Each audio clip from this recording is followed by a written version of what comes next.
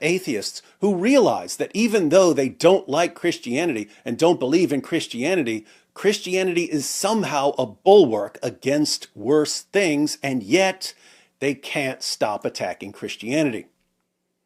It's as if atheists are saying, yes, if we get rid of Christianity, we're inevitably going to be subjugated by Islam or communism. But you know what? Totally worth it.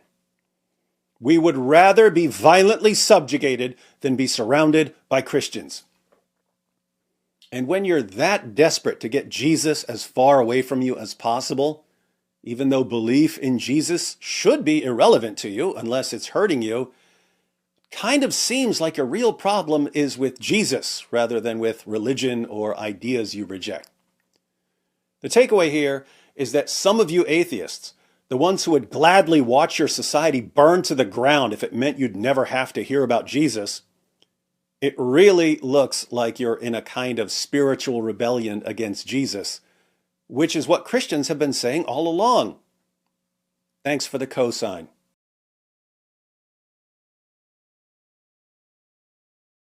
In the 1980s and 1990s weren't nearly as angry as they've been in recent years. And they didn't usually care a whole lot about what other people believed. The general atheist attitude when I was growing up was, look, if believing in Jesus and the Bible and heaven somehow helps you, I'm not your boss. You have fun in church. And go ahead and say a prayer for me if that makes you happy. What do I care? There were, of course, some aggressive atheists, the kind that made people wonder, how are these guys so perpetually enraged at someone they don't believe exists? But there were barely enough of them to be annoying. Atheists back then got along with Christians. They had friendly conversations with Christians.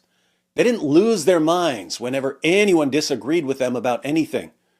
They didn't spend every waking moment posting, "Sky Daddy, Sky Daddy, Sky Daddy, Sky Daddy, Sky Daddy." In fact, if you're an atheist today, and you were somehow able to jump into a time machine fueled by 1.21 jerkawatts of narcissistic personality disorder, and you traveled back in time to 1985, and you told an atheist from 1985 that in the future, atheists are going to spend all their time on social media typing, "Sky Daddy, Sky Daddy, Sky Daddy, Sky Daddy, Sky Daddy," that 1985 atheist is going to ask you what social media is, and then he's going to throw his Dungeons and Dragons dice right in your face and tell you to get a life.